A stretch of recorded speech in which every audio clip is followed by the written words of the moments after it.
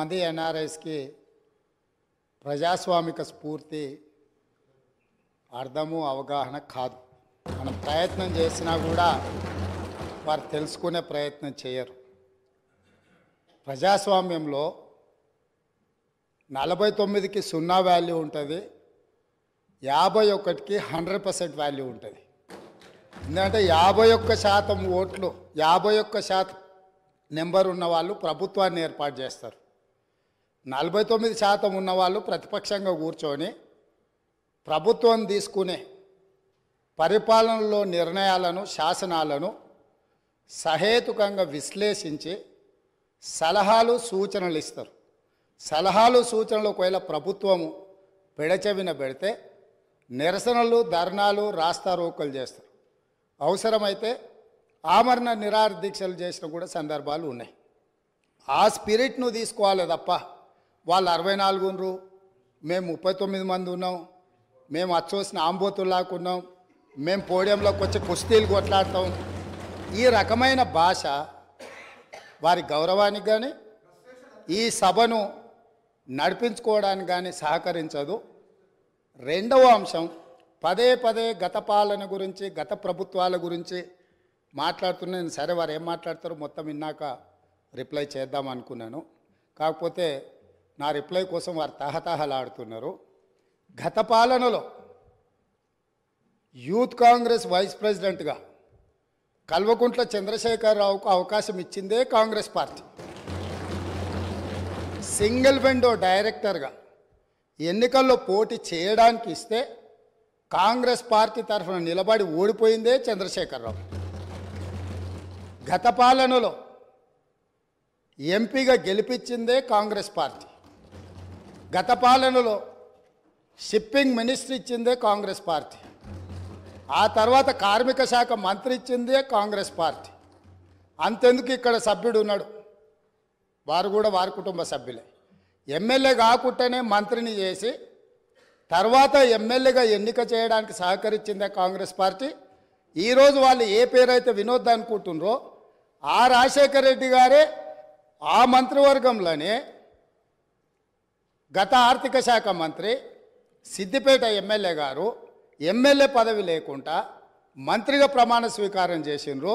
రాజశేఖర రెడ్డి గారి నాయకత్వమే ఈ దేశానికి బలమైన నాయకత్వం అని అందులో పనిచేసిండ్రు.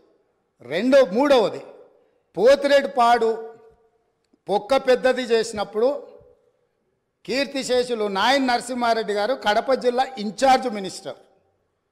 ఆ రోజు కొట్లాడింది పోతిరెడ్డిపాడు మీద కీర్తిశేషులు పి జనార్దన్ రెడ్డి గారు. పోతిరెడ్డిపాడు పొక్క పెద్దది చేసినప్పుడు ఇక్కడ ఉన్నోళ్ళు ఎవరు ప్రాణత్యాగాలు చేస్తామని ఎవరు కొట్లాడలే, ఎవరు మాట్లాడలే.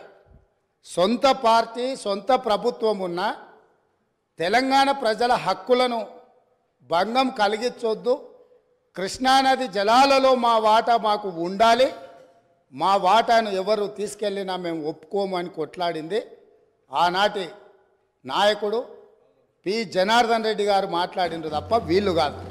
కాబట్టి ఈరోజు వీళ్ళందరూ ఏ పాలకుల గురించి మాట్లాడుతున్నారో ఆ పాలకులు ఇప్పుడు మాట్లాడుతున్న పెద్దలు ఎట్లెమ్మెల్యే అయినరు?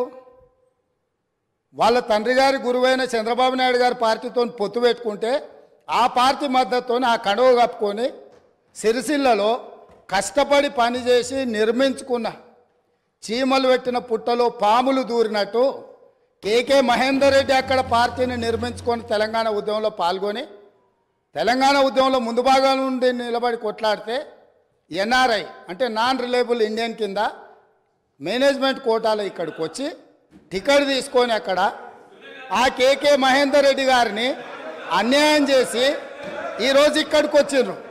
కాబట్టి ఈరోజు గతం గురించి అధ్యక్ష, ఒకవేళ మా మిత్రులకు వాళ్ళకు అంతగా గతం గురించి చర్చించాలనే ఆలోచన ఉంటే ఒకరోజు మొత్తం తమరు సమయం ఇవ్వండి. తప్పకుండా జూన్ 2, 2014 కంటే ముందు జరిగిన 55 సంవత్సరాల పరిపాలన మీద సంపూర్ణమైన చర్చ ఇక్కడ పెడదాము.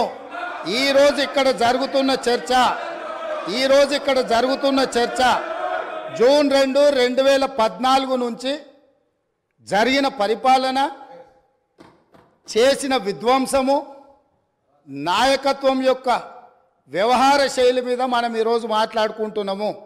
కాబట్టి వారికి గతం గురించి చర్చించాలనే కోరిక ఉంటే మాకు ఎలాంటి అభ్యంతరం లేదు. గతంలో జరిగిన పరిపాలనలో ఇక్కడున్న వాళ్ళకి చాలామందికి పాత్ర లేకపోవచ్చు, కానీ అక్కడున్న వాళ్ళకు చాలామందికి పాత్ర ఉంది. ప్రత్యక్షంగా మంత్రులు చేసిండ్రు. అక్కడున్న నాగేందర్ గారు, ఆ పక్కనున్న శ్రీనివాస్ యాదవ్ గారు, ఆ పక్కనున్న హరీష్ రావు గారు, అక్కడున్న కడియం శ్రీహరి గారు, ఆ పక్కనున్న పోచారం శ్రీనివాసరెడ్డి గారు, ఆ పక్కనున్న గంగుల కమలాకర్ గారు, అన్ని పేర్లు మొత్తం అన్ని లిస్టు చదువుతా. వీళ్ళందరూ కూడా ఈరోజు వారు ఏదైతే పాపాలు జరిగినాయి అంటుండ్రో ఆ పాపాలలో సంపూర్ణమైన భాగస్వామ్యం వాళ్ళదే ఉన్నది.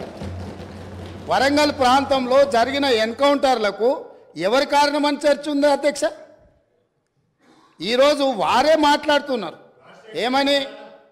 ఏమని గవర్నర్ ప్రసంగంలో మొత్తం కాంగ్రెస్ పార్టీ మేనిఫెస్టోనే పొందుపరిచిండ్రని. చాలా సీనియర్గా పనిచేసిండ్రు మంత్రులుగా. గవర్నర్ గారి ప్రసంగము పార్టీ యొక్క ఎన్నికల మేనిఫెస్టోను మంత్రివర్గంలో చర్చించి మా ప్రభుత్వం యొక్క భవిష్యత్ కార్యాచరణను మంత్రివర్గం ఆమోదం చేసిన తర్వాతనే గవర్నర్ గారు ప్రసంగిస్తారు.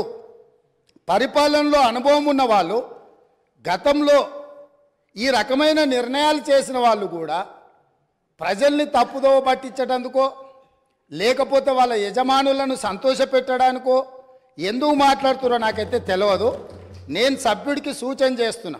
నేను చాలా విషయాలు ప్రస్తావించిన, తప్పకుండా సావధానంగా 5 సంవత్సరాల సమయం ఉంది. సంపూర్ణంగా ఎక్స్రే తీసినట్టుగా ఎక్కడెక్కడ ఏమేమి ఉన్నాయో అన్నిటిని వివరిస్తాం. మా ఆర్థిక మంత్రి గారు, డిప్యూటీ సీఎం గారు జరిగిన విధ్వంసం ఏంది, ఆర్థిక నేరమేంది, అన్ని విషయాలు ఈ సభలోనే తమరి అనుమతి తీసుకొని చర్చకు పెట్టి వాటన్నిటిని విశ్లేషిద్దాం. మేము సిద్ధంగా ఉన్నాం. సంవయనం పాటించి ఈరోజు గవర్నర్ గారి ప్రసంగానికి సంబంధించిన మీకు మనసు ఉంటే, తెలంగాణను అభివృద్ధి చేసుకోవాలన్న ఆలోచన ఉంటే అభినందిస్తూ మీరు ముందుకు రండి. లేదు మేము ఇట్లనే ఉంటామంటే పిల్లి శాపనార్థాలకు ఉట్లు తెగిపడవు. ఈ శాపనార్థాలు పెడుతూనే ఉంటారు జీవితకాలం. కాబట్టి దయచేసి ప్రతిపక్షానికి నేను సూచన చేస్తున్నా, మేము పాలకపక్షంగా మా విజన్ డాక్యుమెంటుని సభలో పెడుతున్నాం. మీరు సలహాలు సూచనలు ఇవ్వండి. సహేతుకమైన సలహాలు సూచనలకు ఎప్పుడు మేము సిద్ధంగా ఉన్నాము. ఎందుకంటే ప్రతిపక్షాలను గౌరవించడం అనే సాంప్రదాయం కాంగ్రెస్ పార్టీకి మొదటి నుంచి ఉంది, ఇప్పుడు కూడా ఉంది. ఆ సాంప్రదాయాన్ని కొనసాగిస్తామని మీ ద్వారా వారికి తెలియజేయదలుచుకున్నాం.